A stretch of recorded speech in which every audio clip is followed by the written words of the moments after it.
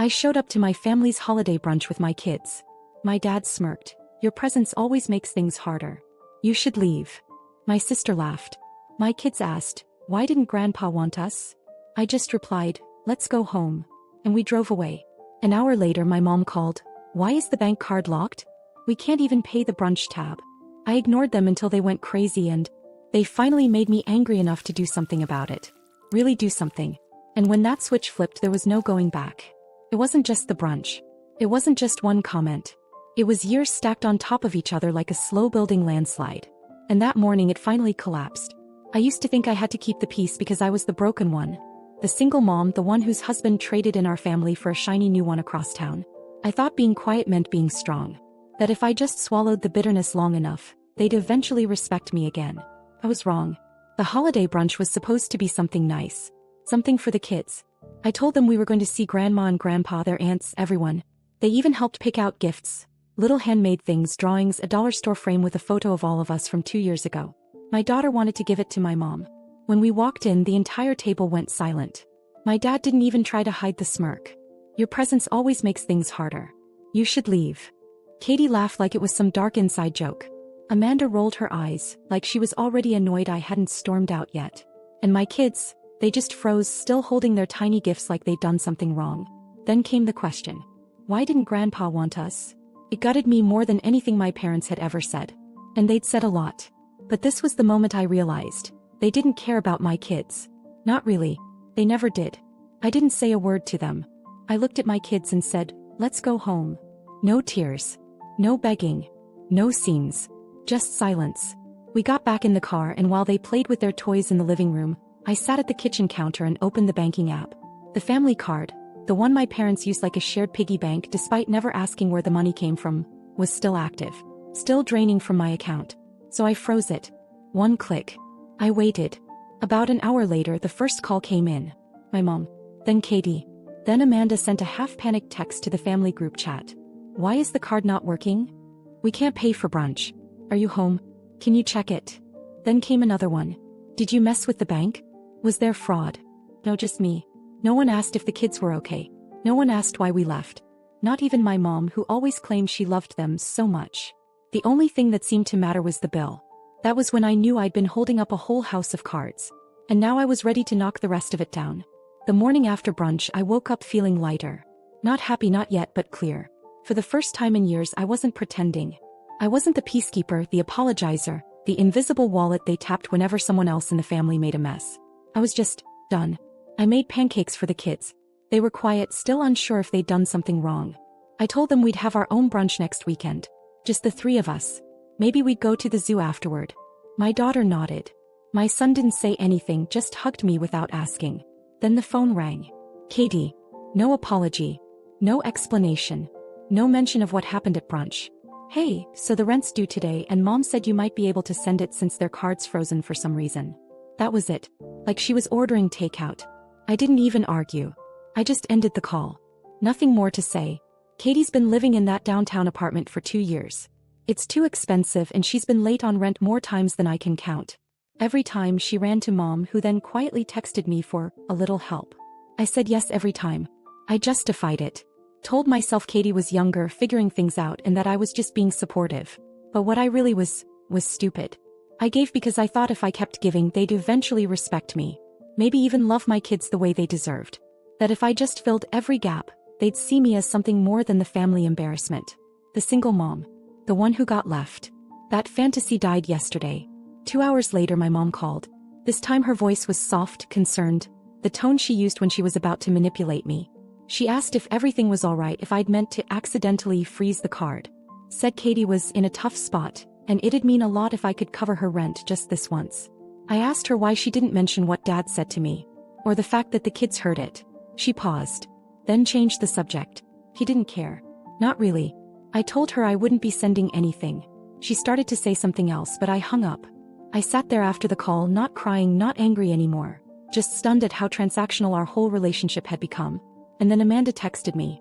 She said she wasn't taking sides, but that freezing the card made the whole brunch awkward, and I could have just talked to them instead of making a scene. She actually used those words. Like I threw a tantrum instead of quietly walking out with 2 confused, humiliated kids. The one who borrowed $1,800 last spring for urgent car repairs, and swore she'd pay it back after her promotion. The one who went on vacation a month later and never mentioned the money again. I let it go. Told myself she had a new job, a lot going on, that she'd pay it when she could. Now I looked at that silence differently. They all assumed I'd just swallow the disrespect again and again because I always had. But now I wanted that money back. I wasn't going to ask nicely. I was going to take it. And I knew exactly how. It wasn't about the money. It was about drawing the line. The one they'd never seen before because I'd never had the guts to draw it. Not until now. Amanda hadn't spoken a word to me since the brunch. Not a call, not a text about the kids, nothing. Then 2 days later, out of nowhere, she sends me a picture of her new shoes. "Thought of you," she wrote. I stared at the screen for a long second. Designer shoes. The kind she used to say were too bougie unless she was being treated. She had definitely treated herself this time. I scrolled up in our thread until I hit that one message from months ago. The one where she promised she'd return the $1-800 she borrowed. She had called crying that day, said her car wouldn't start and the mechanic said the whole electrical system needed replacing. She didn't want to tell mom or dad because they were already stressed about Katie's money problems. She promised she'd pay me back after her promotion. He even sent me a heart emoji. That was in April. I let it go. For months. Never brought it up. Because we were family and I didn't want to be that person. But I was already done with being that person. So I opened my bank app and sent a formal request for $1-800. No message, no explanation. Just the number and the due date. Today. 5 minutes later she messaged me. "Are you kidding right now?" Not, "Sorry I forgot." Not, "Can we talk?" Just outrage that I'd finally drawn a line. I didn't answer. I didn't have to. I had already made other plans. I called the travel agent I used to work with years ago and asked if there were any last-minute deals for a beach resort. Nothing huge, just somewhere warm with a pool and space for the kids to breathe. She found one. A cozy cabin suite at a family-friendly place with a kids' activity center, dolphin tours, the works. Cost me $1,682. And I paid for it with Amanda's money the minute she finally sent it. No thank you, of course. No apology. Just a cold transfer like she was settling a business debt. Maybe she was. Because I was done pretending we were anything more than that. That night, while packing my kids' bags, I realized something. I hadn't felt this excited in years. It was our first real vacation. No guilt, no awkward family texts, no tense silences. Just me and the two people who never made me feel like I wasn't enough. I didn't post anything on social media. Didn't tell anyone. I wanted them to find out the same way I had to find out they never really saw me as one of them. Slowly, painfully, with no warning. Let them sit there wondering why I wasn't responding to their passive-aggressive texts. Let them guess where we were while they scrambled to figure out who was going to pay Katie's rent next month. Or why mom couldn't order groceries with the family card. I wasn't their crutch anymore. I wasn't their secret donor. I was gone. And every time I zipped up a suitcase I reminded myself. This isn't revenge. This is repair. Here's part 4 of Megan's story with a new layer of tension and an unexpected twist. Part 4. The photos they weren't supposed to see. The morning of the trip, I woke up before the kids and just sat on the edge of the bed staring at the suitcase. I still couldn't believe I'd actually done it. Booked a vacation, cut the financial leash, taken back my peace. It felt surreal, like I was borrowing someone else's life for a few days. I left my phone on silent, stuffed in my bag. Whatever drama they were cooking up back home could wait. We landed just after noon. Warm air, palm trees, the sound of waves instead of tension. The kids ran straight to the beach like they'd been waiting their whole lives. I took a picture of them standing in the surf and smiled, really smiled for the first time in what felt like forever. Later that night, after the kids were asleep, I gave in and checked my phone. A dozen missed calls, mostly from mom and Amanda. One voicemail from Katie, crying about an eviction notice. I didn't listen to it. I opened Instagram instead. I had posted one photo. Just one. A sunset, no faces, no tags. Just a quiet flex that I was somewhere better. But that was enough. Amanda had commented under it. Wow. Must be nice to use family money for personal vacations. That was unexpected. First, she had the nerve to post it publicly. Second, she still believed the money I used was hers, like I had somehow stolen from the family pot.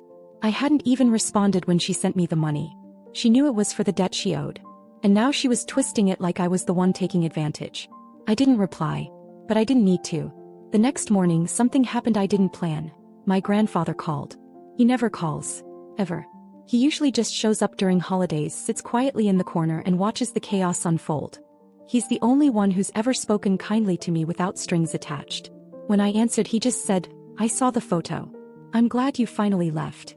I didn't know what to say. He told me he was coming into town next week and wanted to take the kids out. No big family dinner, just him, me, and them. Said he had something he wanted to discuss in person. Then he added, "Your mother isn't going to like it, but that's never stopped me before." That was it. He hung up. I sat there staring at the phone, trying to figure out what that meant. My grandfather didn't do drama. He didn't do sides. But something had shifted. And if he was taking a stand, it meant more was coming. I looked out at the beach and thought maybe this trip was more than just a break. Maybe it was the beginning of the real fallout. And for once I wasn't scared of it. We came home from the trip late Sunday night, sunburned, sandy, and glowing. The kids passed out in the back seat before we even made it onto our street. I didn't wake them. Just carried each of them inside, tucked them in, then stood for a moment in the hallway, listening to their quiet breathing. It was the first time I didn't come home dreading what was waiting for me. I turned on my phone and it lit up like a dying firework. 23 messages. 8 missed calls. 2 voicemails. My mother had left a long, drawn-out message that started sweet and ended bitter. Amanda had sent a string of texts alternating between pretending nothing had happened and accusing me of ruining the dynamic of the family. Katie had gone from "please call me" to "I don't need your help anyway" in under an hour. Not one of them asked how the kids were. Not one of them asked if we had a good time. All they cared about was the shift, the sudden quiet vacuum where my support used to be. I ignored every message. I didn't even open the voicemails. The next morning, the doorbell rang. I checked the camera and blinked. It was my grandfather. He hadn't called. He never did. He just showed up the way he always had when he knew something was wrong but didn't want to make a scene about it. He came in, nodded once, and sat down at the table without saying much. I made us coffee. The kids were still sleeping, and for once the house felt like a place he could breathe to. "I heard about the brunch," he said. That was all he said about it. No lecture, no advice. Just acknowledgement. Then he handed me a thick manila folder. "I made some changes. Don't tell them. The lawyer will." Inside were pages I couldn't even process at first. A trust, one that used to be divided evenly between my mom, Amanda, and Katie, was now in my name alone. $300,000. He said he'd watched for years. The way they talked to me. The way they treated my kids. The way they always expected me to pick up the slack but never once said thank you. "I used to think they'd grow out of it," he said. "But now I know they won't." He stood to leave, and just before he opened the door he turned to me. "You're not the weak one. You're just the only one they couldn't control." 3 days later they found out. Amanda was the first to try a soft approach.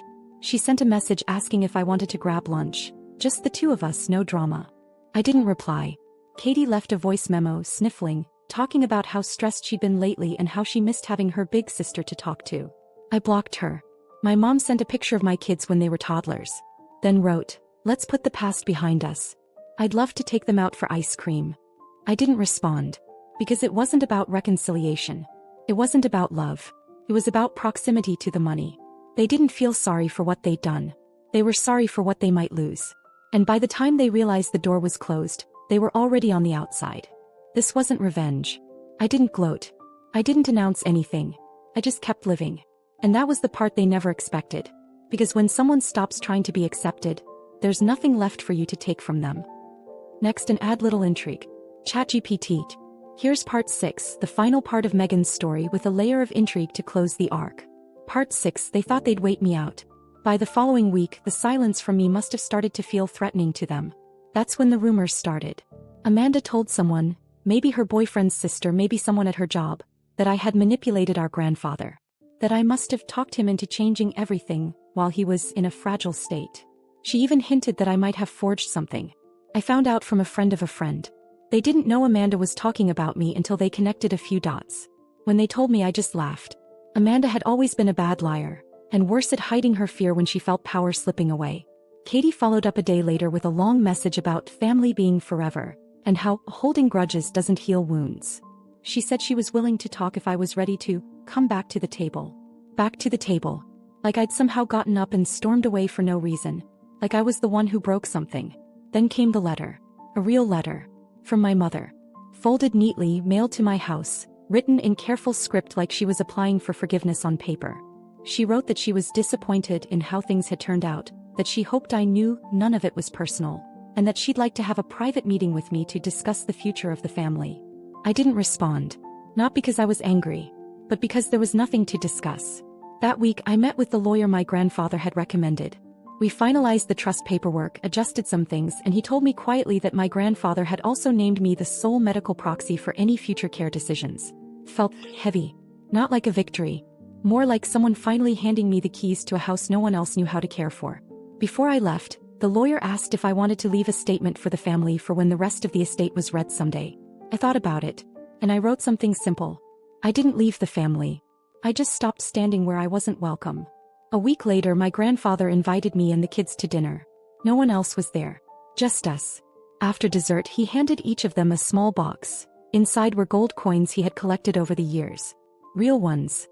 He said they were his way of saying, "Start your own stories." That's the moment I realized. This wasn't the end of the story. It was the beginning of one I finally got to write on my own terms. They'll keep talking, spinning new angles, waiting for me to come crawling back. But I never left broken. I left awake. The first update. It's been 3 weeks since I walked away from them. Really walked away, not just physically but from that desperate, aching need to be accepted by people who never planned to offer anything close to love. I've replayed every part of it in my head, not out of regret, but because it still doesn't feel real sometimes. How quickly they turned, how quiet the house is now, how calm I've become. I wasn't planning to write anything else, but I've been reading through the messages. From strangers. People who said I helped them feel less alone.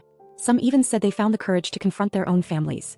And that's what made me sit down to do this. Because I owe all of you a thank you. And maybe one last chapter. A lot's happened in these 3 weeks. The lawyer finalized everything. The trust, the changes to the estate. It's done. They were all officially notified. Amanda, Katie, my mom. I didn't need to be there for any of it. I didn't want to be. Amanda sent me a long email the day after. The tone was professional, like a legal negotiation. She said she was disappointed in how things were handled, and asked if I'd be open to a conversation outside of attorneys. I didn't reply. She followed it up with a message saying she just wanted clarity about what Grandpa promised her. As if any of this was ever hers by right. Katie didn't reach out. But I know from someone who still talks to her that she's moved in with a friend after missing rent. I guess she figured Mom would cover it again. And for once Mom couldn't. Speaking of my mother, she came to my house. Parked outside for over an hour. Just sat there staring at the porch, probably hoping I'd come out and play peacemaker one more time. She didn't knock. I didn't go out. I watched from behind the curtain until she left. She sent a letter the next day. A real one mailed to my door. Said she was sad, said I was being influenced and letting old wounds fester. She wrote that family is bigger than hurt, and asked me to come over so we could reset. There was no apology. Not for what my dad said in front of my kids. Not for laughing with Katie. Not for letting Amanda pretend her debt to me never existed. Just more careful wording designed to protect herself. I shredded the letter without reading it again. My grandfather's kept his word. We've had dinner together twice a week. He's teaching my son how to carve little wooden puzzles, and my daughter calls him her beach trip grandpa. He doesn't bring up the rest of the family and I don't ask about them. It's unspoken, but we both know what was lost, and what was finally protected. As for me, I've been living. Real life. Not survival. I signed the kids up for swimming lessons. I painted our living room a soft green that feels like starting over. I even made plans for another trip next spring. Somewhere with mountains this time. I still get moments. Quiet ones late at night when I wonder if I should feel more guilt. When I remember how for most of my adult life I thought keeping the peace meant letting myself be torn apart a little more every year. But then I think about the way my daughter looked at me on the beach, holding my hand and smiling like the world was wide open again. And I know I made the right choice. So is this the end of the story? Maybe. I don't know if there will be more updates. Something happens, maybe I'll come back here. Maybe not. But for now, this is the last page. To everyone who followed this, who took the time to care, to reach out, to share, thank you. You reminded me that walking away isn't giving up. It's finally choosing yourself.